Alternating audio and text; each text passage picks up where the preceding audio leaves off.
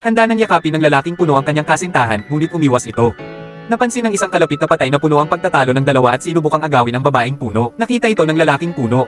Agad siyang tumakbo upang mabawi ang kanyang mahal. Pumulot siya ng isang sanga sa lupa bilang sandata, determinado na hamanin ang kanyang karibal. Kahit na mas malakas ang kalaban, ipinakita ng lalaking puno ang kanyang katalinuhan. Sinimulan niyang kalmutin ng walang tigil ang puno hanggang sa umatras ito ng umatras, hanggang sa madapa sa isang bato at bumagsak. Ngunit may naisip na masamang plano ang patay na puno. Pumulot siya ng nabaling sanga at ikinuskos ito ng mariin sa kanyang mga ugat. Di nagtagal, lumitaw ang apoy. Pagkatapos, inihagis niya ang nagliliyab na sanga sa magkasintahang puno.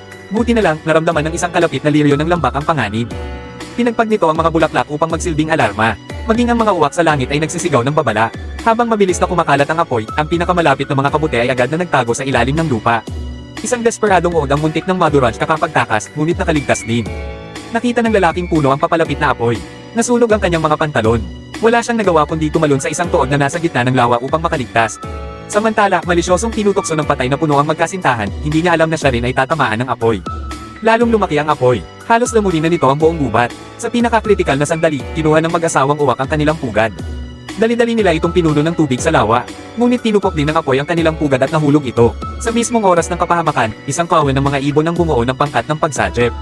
Lumipad sila ng napakabilis na parang bagyo, binutis ang mga ulap upang magdala ng ulan. Nang bumuhos ang malakas na ulan, tuluyang naapula ang apoy. Nakaligtas din ang magkasintahang puno. Muling naging lunt iyan ang kagubatan. Sumilit muli ang pamilyang kabute mula sa ilalim ng lupa. Ang tanging biktima ay ang patay na puno na naging pataba ng gubat. Matapos ang sakunang iyon, lalo pang nag-init ang pagmamahala ng dalawang puno. Sinamantala ng lalaki ang pagkakataon upang mag-propose sa kanyang kasintahan. Ang uod na malapit sa kanila ay agad na naganyong singsing. Sabay-sabay na tumugtog ang lahat ng bulaklak, damo, at mga puno. Ipinagdiriwang ang dalawang pusong nagmamahalan, namuhay silang masaya magpakailanman.